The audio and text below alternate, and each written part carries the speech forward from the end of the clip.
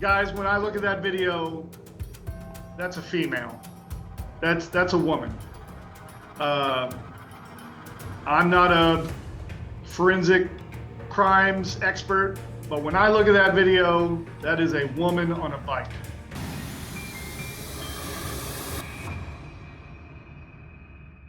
Hi, everybody. Welcome back to True Crime Unsolved. I'm Miles Reef. I'm here as always with my buddy Sean Cahill. This is the place where we tackle the stories that the TV networks won't touch. Unsolved homicides, missing persons cases, stories without an ending. Sean, what are we getting into today? Hey, Miles. Hey, everybody. So today we are continuing our coverage of the Austin Kanuch unsolved murder case. Last week we spoke to his parents, and then, of course, the week before that you saw the case breakdown. Today we're going to speak to Austin's brother-in-law. His name is Richard, and he is, I don't know, how would you describe this guy, Miles? Extremely helpful, really just a good guy. He's the kind of guy you would want to have in your corner if anything ever happened to you. And tell us why. I mean, like you've seen a lot of the Facebook stuff, probably more than I have at this point, but he's been a super helpful and supportive of what we're doing here. Yeah, so Richard actually runs the Facebook page that, is sort of like, keeping Austin's story alive. And he has been doing an amazing job promoting the videos that we've been putting up about Austin's case. I mean, not just sort of posting about them, but doing it in a way where it looks like there's like a social media manager running the page and, there's links and, everything. And he's just the passion behind it and the dedication you can see because this is a guy who does have a full-time job and a family and everything else. And I've been extremely impressed because, as you guys know, I'm still in Europe. And I'm waking up and there's posts from him that I'm then reposting immediately that he's putting up while I'm asleep. And it's just been wild. And we just really, really appreciate it because not only obviously do we always appreciate when we get family members to talk to us and they appreciate what we're doing, but the promotion that Richard's doing is obviously driving traffic to our channel and it's creating new viewers who are then going and watching the other cases and then they're getting involved in that. It's just expanding our reach, and that means expanding the reach of these cases. It means more people thinking about it, more people talking about it. So we're super, super appreciative and grateful for all of that. Yeah. And so on an interview front, what you're going to see from Richard is actually a lot of firsthand knowledge here about Austin's case. So his sister was Austin's second wife, Mary, who was there the night that Austin was killed. She obviously was questioned that whole first day, and Richard came into town. He lives in Texas as well, just not right in Houston. He came in to be with her, to support her. He went through the house that morning. You're going to hear all about what he saw, the details of the actual day and the actual place, as well as how this affected Mary, right? Mary, we are not interviewing, but I think we're going to hear a lot about her perspective from her brother, Richard. He's able to kind of sit and go through long form, everything that she went through, what it was like for her for a while to actually sort of be under some public suspicion before she was cleared, what her life has been like since. And of course, he's going to talk to us a little bit more about the investigation, where it's at, what we know, what we want to know. And what this family is hoping to get by coming on the show, basically, and talking to not just Miles and I, but all of you. I mean, they're here because they want the public's help and they want the public's attention. So I want to say thank you to everybody for being here to give them that, to sit through this story and listen and be attentive like you guys always are. So the last thing I'll do before we dive in is just remind you guys, we're a podcast, right? Like we always say, if you don't like watching YouTube or you'd rather listen to this in the car, go find us on Spotify or Apple Music, True Crime Unsolved. We are there. And the other thing is, we just launched our membership for the people who love YouTube, right? It's kind of like going in the opposite direction. If you're YouTube obsessed and you want to help support our mission and what we're doing, for $4.99, you can become a True Crime Unsolved investigator. You get badges, emojis, and special perks like behind the scenes videos and exclusive interviews coming, member polls, all that good stuff. All right. So, with that being said, Miles, anything else before we dive in? I think you said it all. Let's get into it. All right. Let's meet Richard. So, Richard, thank you so much for jumping on with us today. Tonight, where I am, today, where you guys are. Why don't we just start with you just kind of introducing yourself to the audience and explaining why you were here and how you're connected to everything? Sure. I'm Richard Johnson. My sister, Mary, was Austin Kanuch's wife at the time of his murder. And I'm here to kind of tell her side of the story. And also, I run the Who Killed Austin Kanuch Facebook page to kind of keep his story out there and keep awareness up, and hopefully, bring in some information that solves this case. Awesome. Well, Richard, thanks for taking the time to come talk to us. You were really highly recommended by Austin's mom, Celine, and her husband, Harold. So we're honored to have you here. Maybe the best place to start is, before we get into the crime of it all, let's talk a little bit about how Austin entered your life. Obviously through your sister. Like, how did they meet? And I guess give us some personal background there. Yeah. I'm not too sure on the how they met. I think their paths had crossed in college, and then several years later, they they both found themselves. I guess their paths crossed again, and so they started dating, and they got married in 2020, a week before COVID hit, a week before everything shut down. They got married, and then that's kind of what I know, guys. That was because of COVID, and just because of our locations being different. I wasn't able to spend a whole lot of time with Austin. I mean, we would meet on family holidays, Easter, Christmas, Thanksgiving, as one does. But we had a few opportunities to go out and hang out with each other.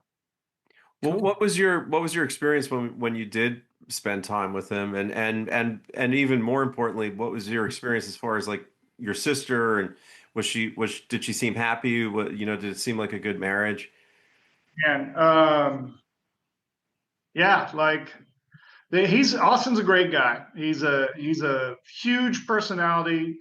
He comes in the room like you're gonna know he's there. Real positive guy.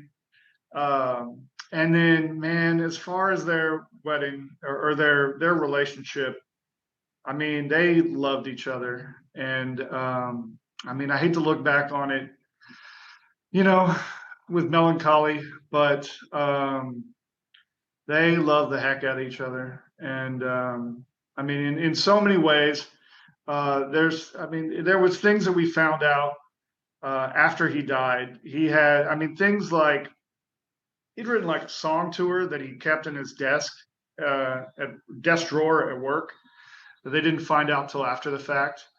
And then like little things like he managed to like program her phone that when you plug it into charge, it's his voice saying "I love you," and it's these little things. And it's that times 1,000. I mean, those are just the two things, but the everyday life of it, like, they were really happy. And especially, you know, by the end there, they bought a house, they had a kid, like there was a bright future ahead of them. And that's some of what hurts the most is like the life that could have been, the potential.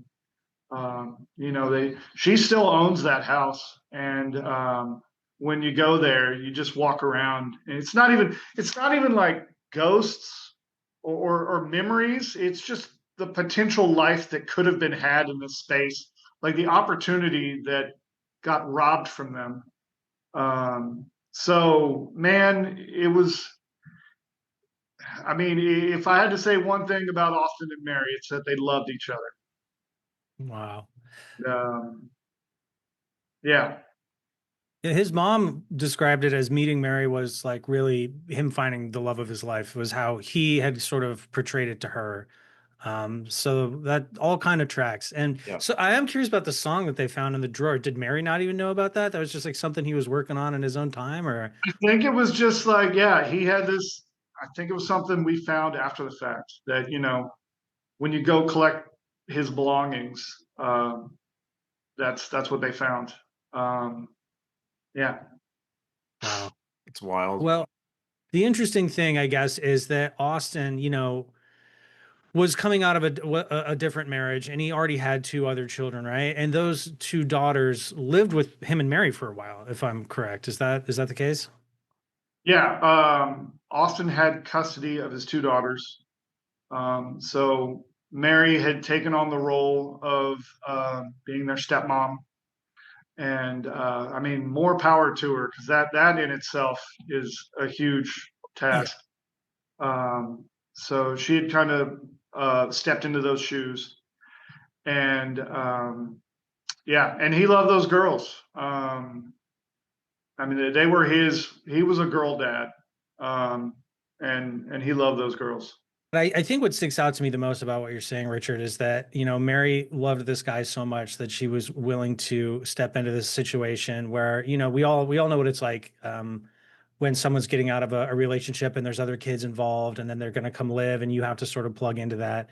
It can be tricky, but it takes a lot of maturity, and, it really shows how much she cared about him and wanted this to work, that she was cool with that, and made the effort for it. Yeah, and I mean, more power to her, because um, that is a difficult situation. Yeah. If you don't mind me asking, was it going okay? I mean, it's not super pertinent, but was it going all right between her and everybody? Yeah, I mean, I think with any stepkids and divorce, like, it can be messy. Like, they're not all clean, and there can be a lot of baggage there, and a lot of anger, and a lot of especially. Uh, I mean, his girls were teenagers or becoming teenagers. Like, they were in they were growing up, and so there was a lot of, you know, even if you don't have step parents involved or divorce or all that, I mean, that can be challenging for young girls. But you kind of roll all that in there, and it's a bit of a. I mean, it can be a lot. It can be a lot. So Right. I'm not saying it was not. I'm not saying it was a smooth ride. I don't think it was. But I don't think divorce is, an easy thing either. So it's yeah, I think it was rough, but also kind of par for the course in some cases. I mean, just Yeah. depending on the scenario. Right. I mean, I think but it goes back to what Sean said, that, the fact that your sister took all that on. I mean, Austin must have been a really incredible guy, and what they had with each other must have been worth it, you know, to uh Yeah, to and get and into he, that. yeah, because you marry him, you're marrying the girls. Like, Right. I mean, you're joining that family, and I mean, kind of, even with that future, it had the girls were in it. Like, when Austin died, that not only was that future ripped away from Mary, but that whole family unit was ripped away from Mary, because custody reverted back to their mom. So not only did she lose her husband, not only did they lose this house that they were going to move into, this potential future, but even the family unit as a whole was just ripped. Yeah. And when Austin passed, when he was killed, how many years had they been together? Was it like 3 at that point? So they'd been married for 3 years, and then they'd probably been together for another year or so Okay. before that. Yeah. Let's talk a little bit about the housing and the baby and everything, because I think that kind of takes us right up to the moment where this all happens. So, um, I guess, I could just prompt you and you could tell us, tell us about what were their plans for the future, right? They were moving, they had a new child. I guess, like, paint the picture of what their life was like right around the time that this happened. So yeah, that's good. They had just had a son. He was, well, he was a year old, still newborn. Mhm.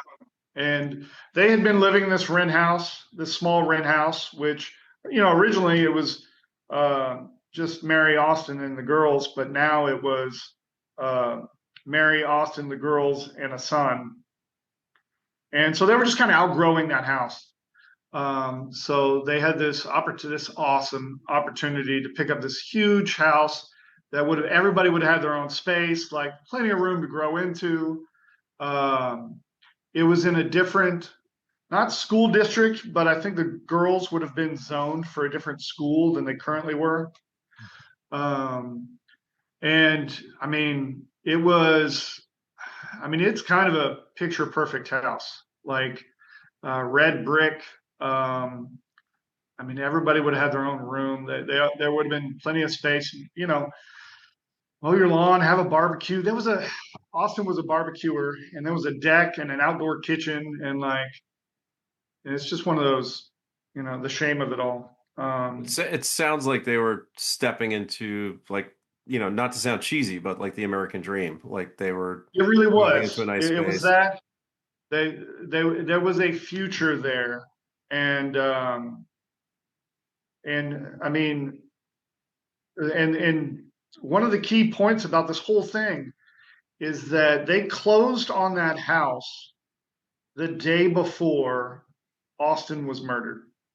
Like they posted to Facebook, "Congratulations, here's our new house," the day before. Right. So just for the audience and just for the sake of like the timeline.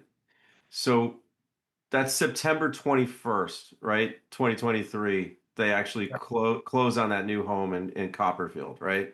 And then that night. So it's that night going into the next morning, right? Correct. Yeah. So who, as far as you know, Richard, who's actually home in this rental house on the night into the morning of the 22nd? Who's there? So the only people in the home that evening would have been Austin, Mary, and their son. He would have been in his bedroom. The girls were, I believe, at their mom's. They were not home at the time. Got it.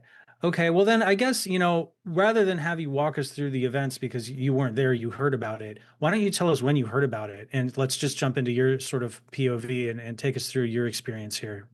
Sure. So if I remember right, it was a Friday. My parents were actually on vacation in Germany. And so I get a call from my mom because Mary calls them, or somebody calls them, and they call me and say, "Hey, Richard, this is what happens." And really, it's just kind of you got to go. So I kind of came in and told my boss, I was like, "Hey, I got to go." So I drive 100 miles west to Houston, and where I meet my sister at.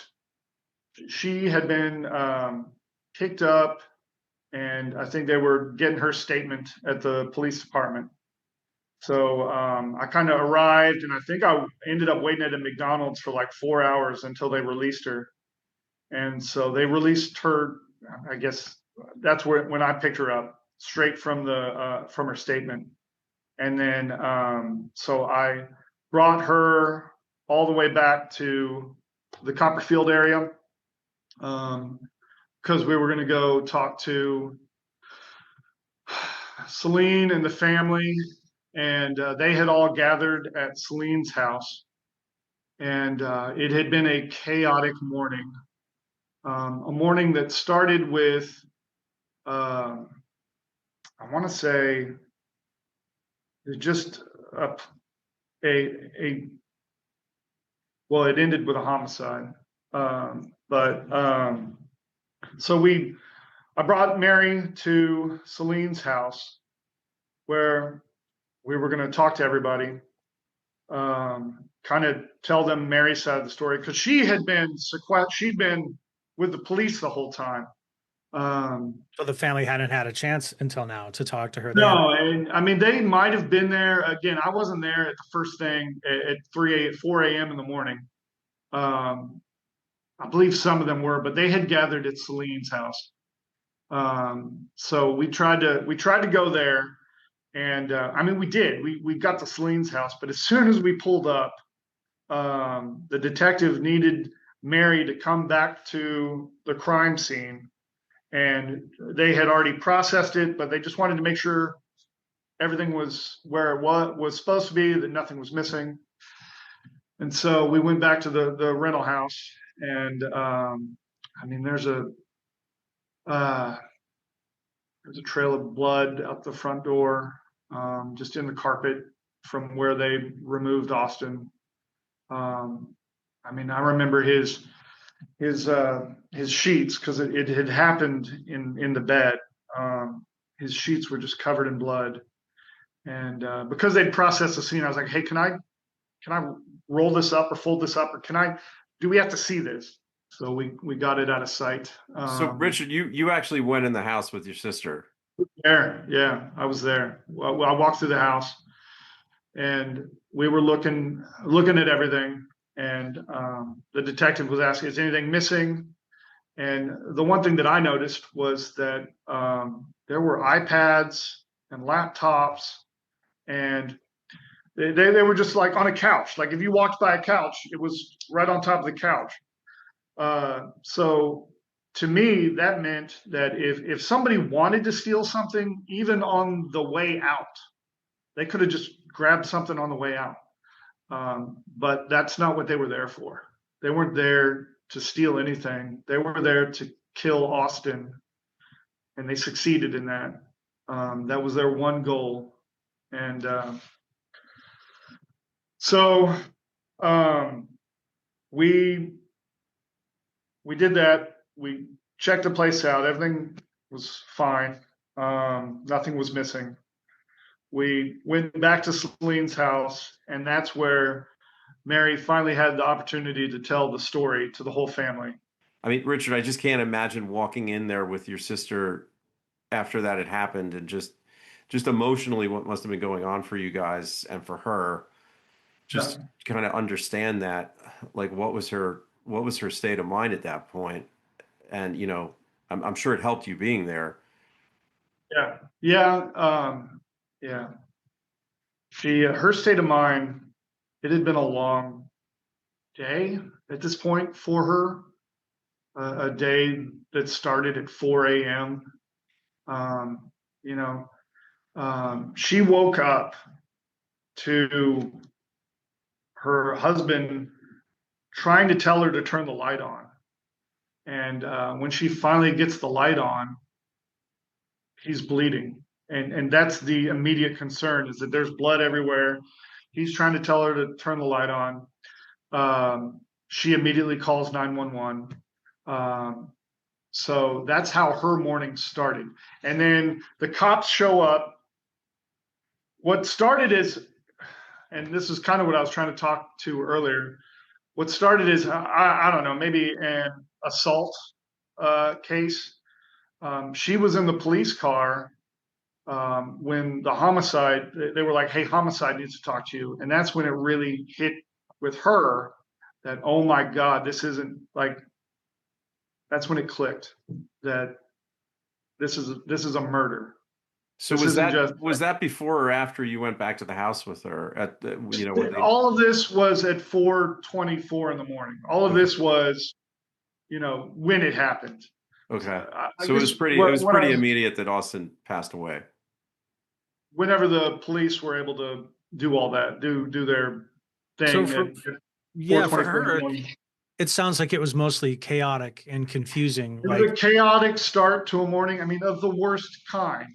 mm, And from that trauma and chaos to being dragged to or not dragged, being taken to a police station, to, answering questions, giving her testimony, making her statements for hours. And then, I mean, I'm thinking it's probably noon or 1 when she was finally released. So by the time we got to Celine's, back to the crime scene, and then back to Celine's again, it had been a long, Wow. long emotional day. Right. I mean, she was a wreck. I mean, devastated doesn't even begin to describe it. But I mean, the hour and a half, let's say hour it took to drive from the police station to Celine's house. I mean, the realization, the nightmare that what she had gone through was reality. Um, I mean, she was bawling. She was destroyed. And then to walk through it, and I mean, all of it was just devastating. Devastating is probably the best word. Yeah. But every step of the way, returning to the scene, having to tell everyone the story, like being surrounded. I mean, and they're all emotionally breaking down. It was devastating. Yeah, that's what I was going to ask you, to go back to that moment when you guys were finally all sitting down and she told the whole family what happened. Yeah, yeah. It's a bit of a blur for me at that point, but everyone was devastated. I remember because when we first arrived at Celine's, the first thing out of my sister's mouth to Celine, and I think it's just like, she's like, "I'm sorry." Celine was like, "What are you apologizing for?" And it was just, it wasn't anything she did. It was they both knew the like heaviness of the situation, that like she had lost her son, Mary had lost her husband, the father of her kids, like, um, and that was her first response. Um, but I think it was just a knee jerk. Um, like, what do you say in that moment? What do you say to a mom whose son has died, um, other than "I'm sorry," and vice versa?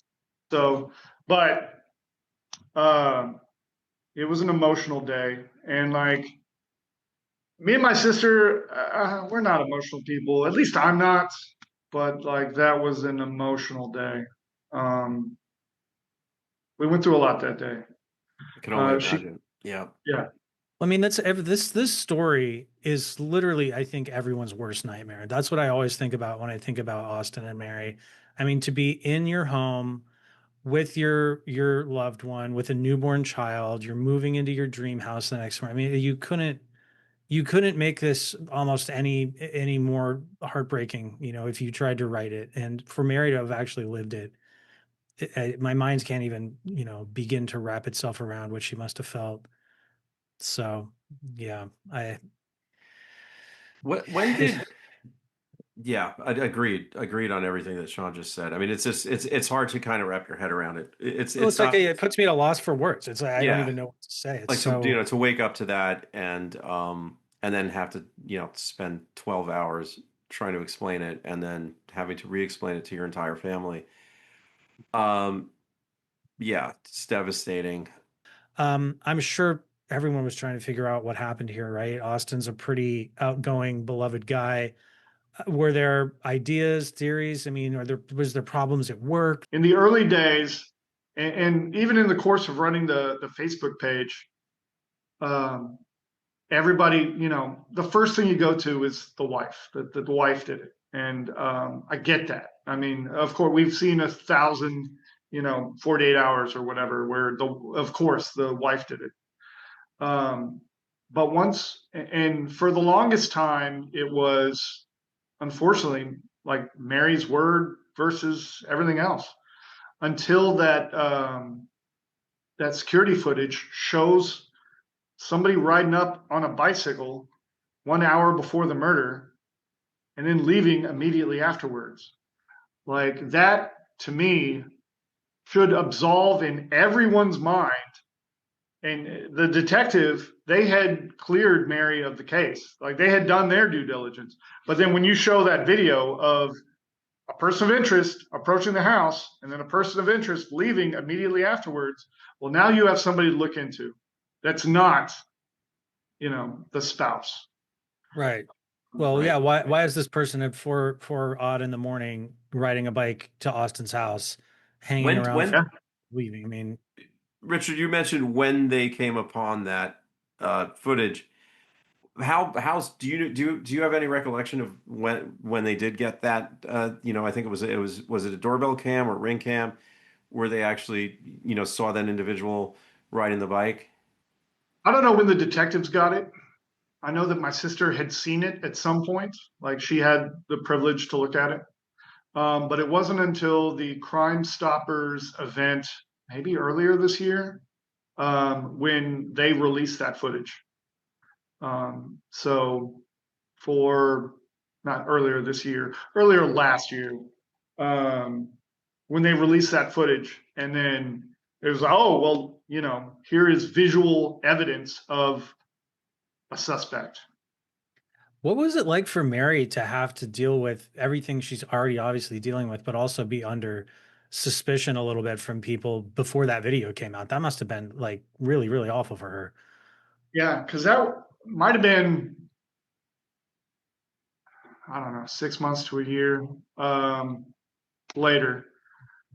I mean, devastating. Like she had Facebook, not Facebook. She had a mom's group um, that fell apart because everybody had their own theories or whatever, whether that was acceptable or not. And then, but without that footage that she knew, she'd seen the footage, and I don't know at what point she did see it, but she knew that there was hard evidence that that removes any doubt, and she had to carry that silently until it was released on at the Crime Stoppers video. Wow. Where I mean, I'd imagine the community isn't huge that there was some certain amount of speculation. I wonder if that's what you're kind of alluding to as far as like the moms group falling apart, and that there might have been people saying like, well, she must have had something to do with this for a while before the evidence I think a came lot of out. people jump to that, default conclusion of, oh, the spouse did it. Um, but because it's the easy solution until you see the footage, and then it's like, oh, there's more going on here than just the spouse did it. Yeah. Well, and Rich, two, it's interesting, and I think Richard, you would have had a behind the scenes vision of this more than the public. But looking at it now, a couple of years later, you have to look at, whose life gets better when something like this happens. And Mary's life did not get better, right? She had a newborn son with Austin. They were going to move into their house. Everything that ensued from this event for her was not good, right? I mean, so it doesn't make any sense even from that angle before you even think about the guy, the person on the tape that we see. Sure. So I've been managing the Facebook page, and I've been sharing like Reddit posts and stuff, and I've seen all the wild theories out there of, oh, the spouse did it. Oh, people don't know what they're talking about. And I say that because Mary had everything to lose. She lost her husband. She lost the father of her son. The house that they had just closed on, a house that she still owns, because it's not easy to sell a house. She moved out of that house, of course, because she couldn't live there. She ended up moving into an apartment. I mean, just expenses were going up. Um, she lived in fear. She's finally moved out of Houston, but the whole time she was in Houston, she lived in fear that whatever happened to Austin might come for her or her son. She had nothing to gain from this. She loses her future, her finances, the family that she had like married into, like everything was ripped away from her. Um, you didn't know Austin that long, and you said yourself, you had limited interaction with him just based on how far away you lived, and family occasions, stuff like that. But yet you've taken on this tremendous responsibility of running the Facebook group, and obviously you're sitting here with us now, and you've been an advocate for him. Um, I got just could you explain why that's so important to you and why you felt compelled to be so involved? think somebody needs to. Somebody needed to.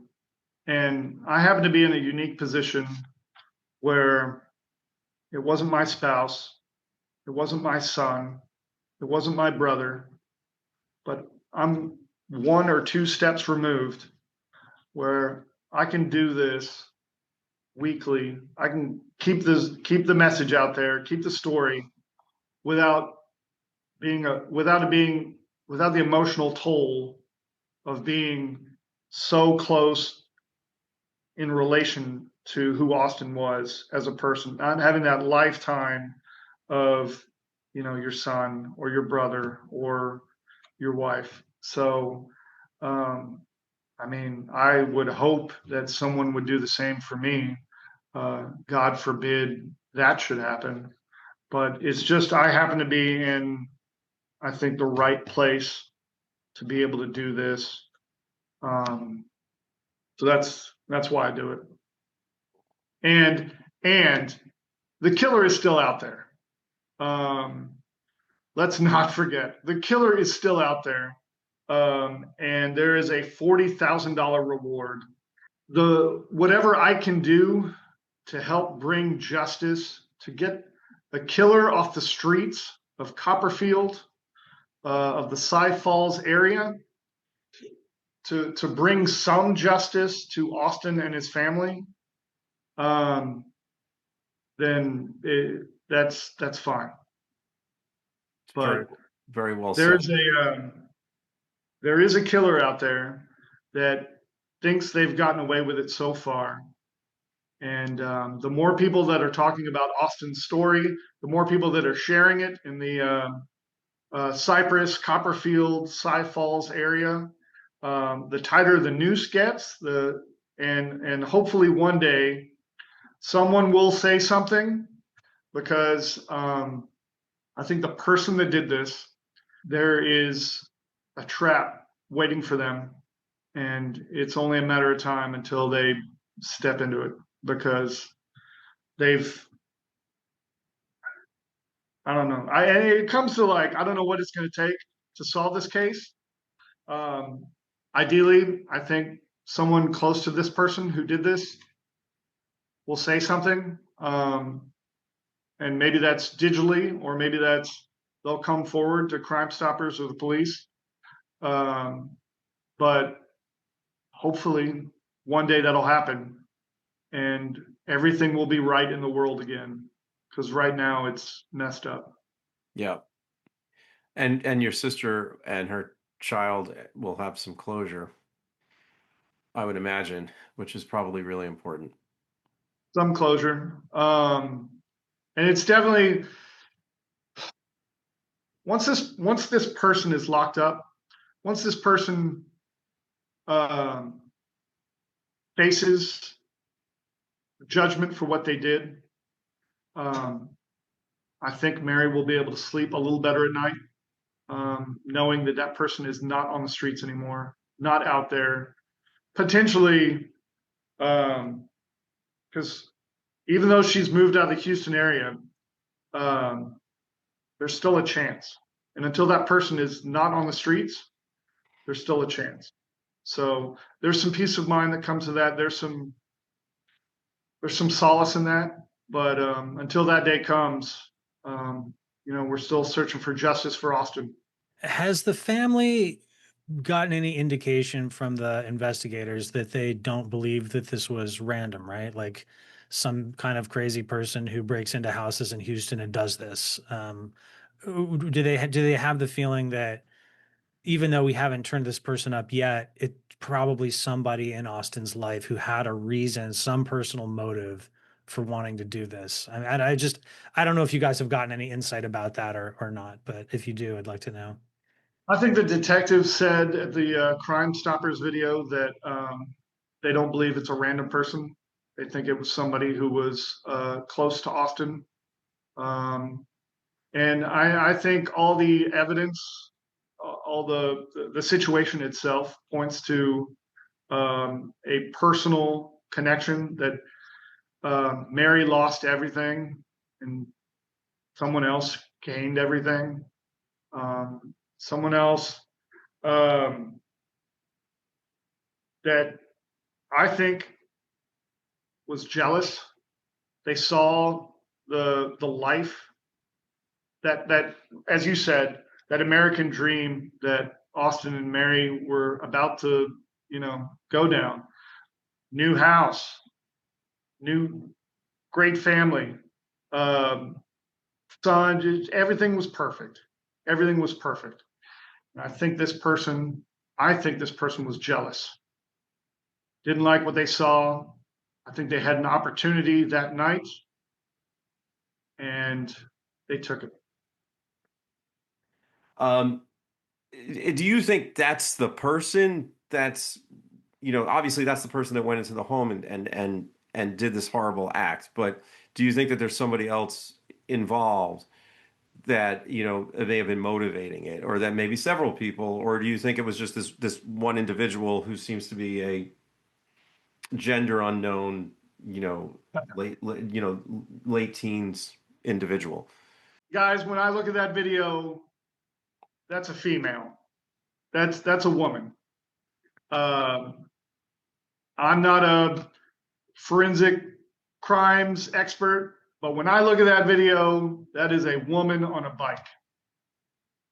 Yeah. That's why I say person. Because a lot of people online, I don't know why they assume this, but they assume murderers are men. There's a lot of he thrown out there. So when when I'm on the Facebook page, you know, this person, it's not necessarily a man. And I think Detective Turner, um, he's great at his job, and I think he he's doing what he's supposed to do, and I understand that.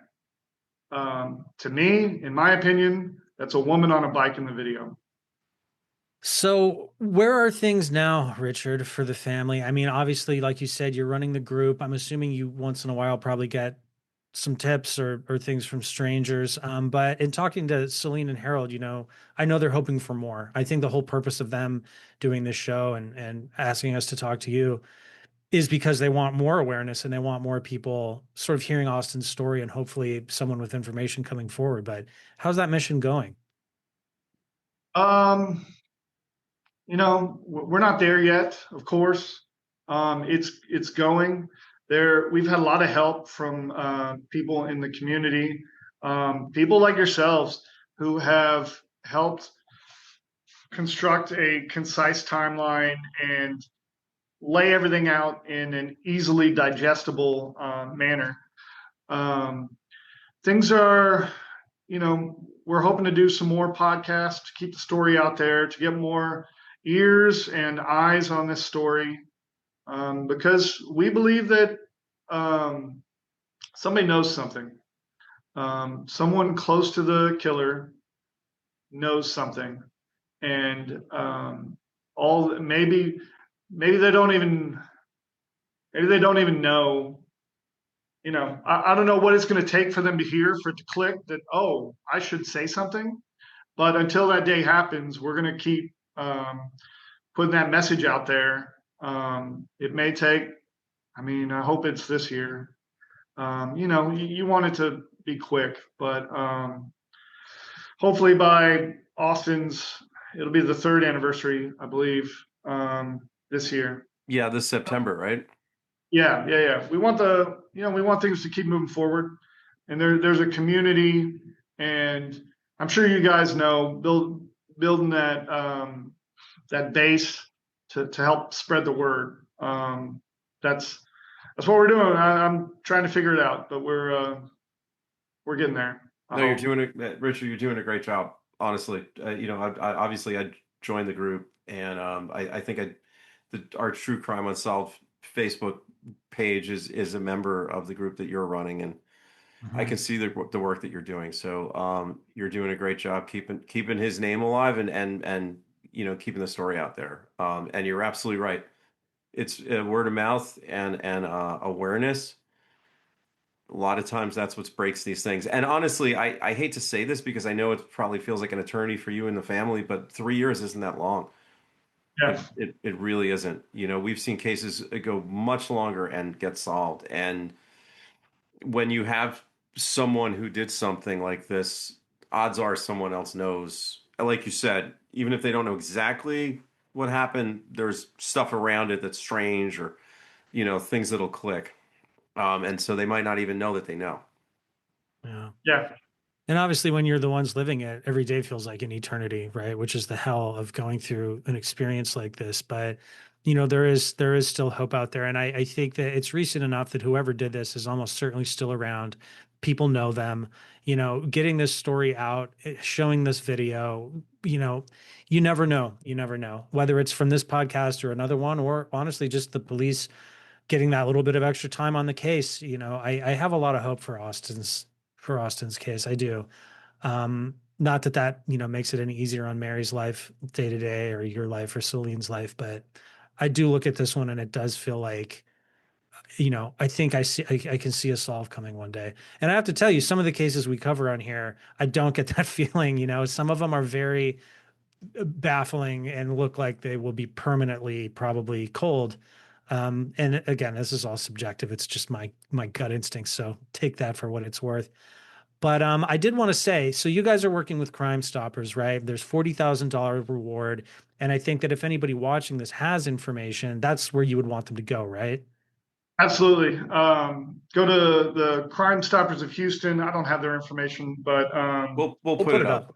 Yeah. yeah, perfect. Go to Crime Stoppers of Houston.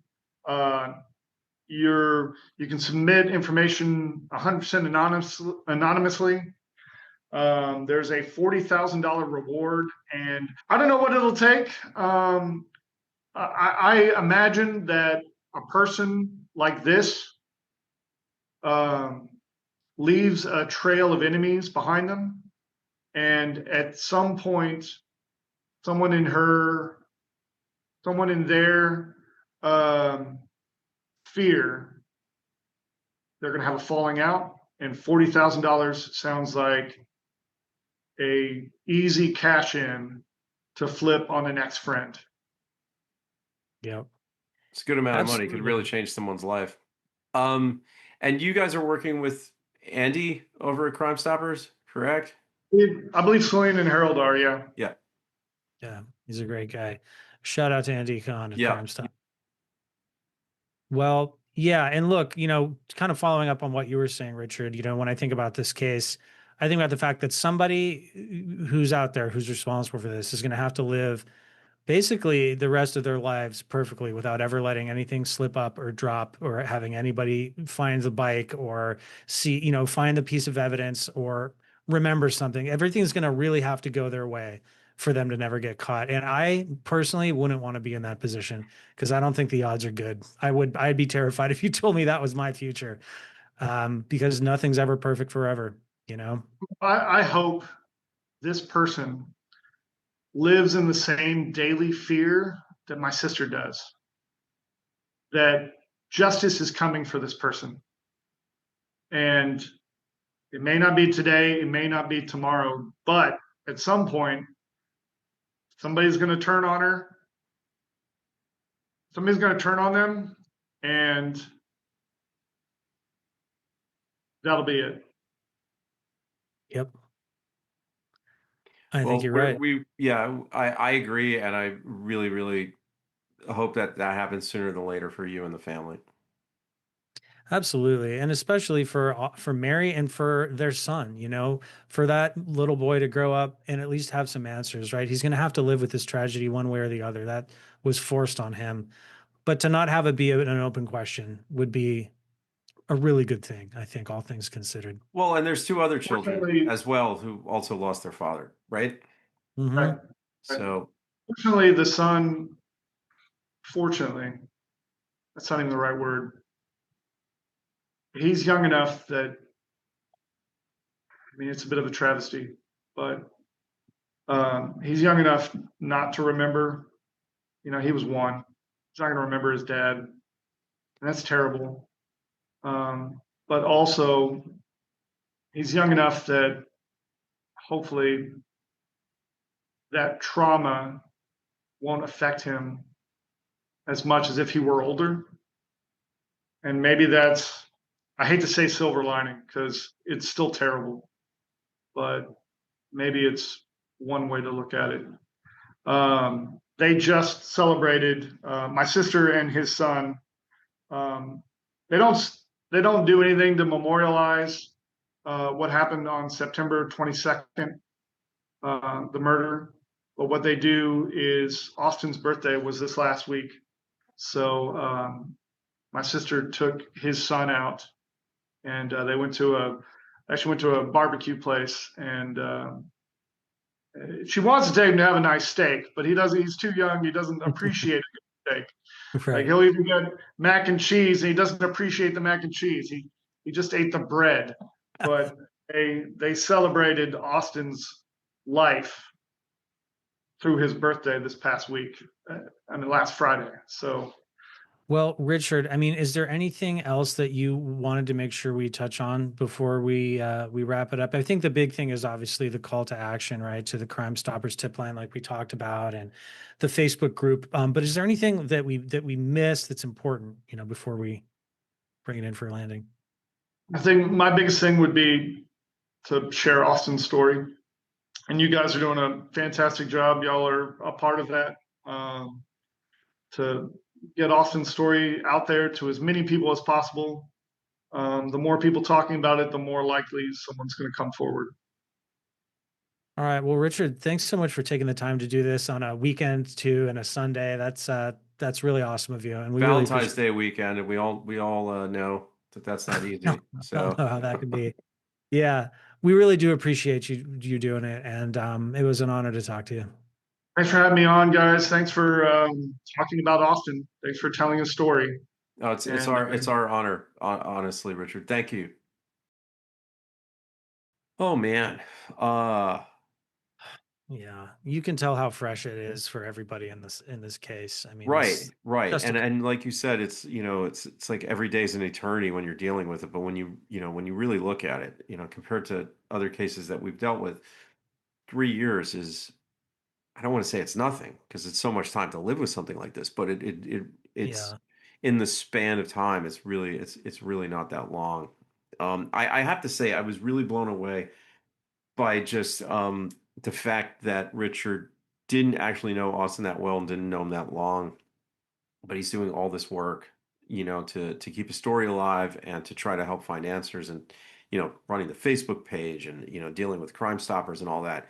It's pretty amazing, and I just think it speaks to who Richard is, and his love for his sister, his love for his nephew, and just his sense of justice. Yeah, I think Richard, he clearly just loves his sister so much. And I think that Austin obviously made an impression on him too, even though they were never super close. And it is an interesting thing he said. I mean, he is in the perfect position. Celine, it's her son. Mary, it's her husband. um, who else has the right amount of closeness but also distance to be able to spend all this time running it, kind of have a level head about it.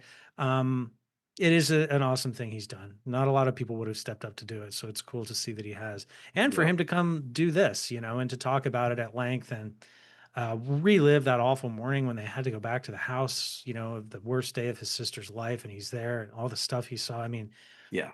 I really can't imagine. It's one of Yeah, those things that's I so didn't know shocking. that. Because obviously we talked to him a couple of times before this, but I didn't know that he actually went back with her and actually saw the crime scene when it was still Yeah, fresh.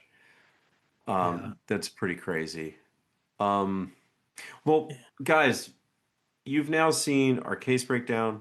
You've seen our interview with Austin's parents, and you've now seen our interview with Austin's brother-in-law. We've already done some comment reacts, obviously, on what's been shown up till now, but what do you guys think, and has this interview with Richard changed anything? I doubt it has, for anyone who has a strong opinion about this case, because obviously Richard, he didn't necessarily like point a finger at anybody or anything like that, but I'm curious to see, with all, because this is kind of the end of the road for us with this case right now, because we don't have any other interviews lined up yet.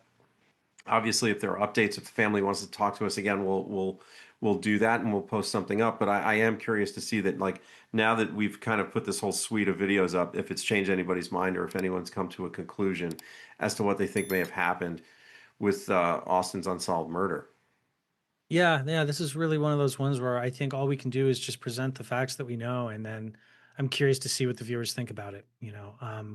It is just one of those cases. So, guys, thank you so much for taking the journey with us. We're going to continue to talk about Austin and the comment reacts, and like Miles said, if new information or new interviews present themselves, of course, we'll revisit it like we always do. But in the meantime, we'll put the ball in your court. What do you think about this whole story? And if you have tips, as usual, we'll put the proper information for that at the end of this video. Otherwise, we'll see you next time. Thanks, everybody.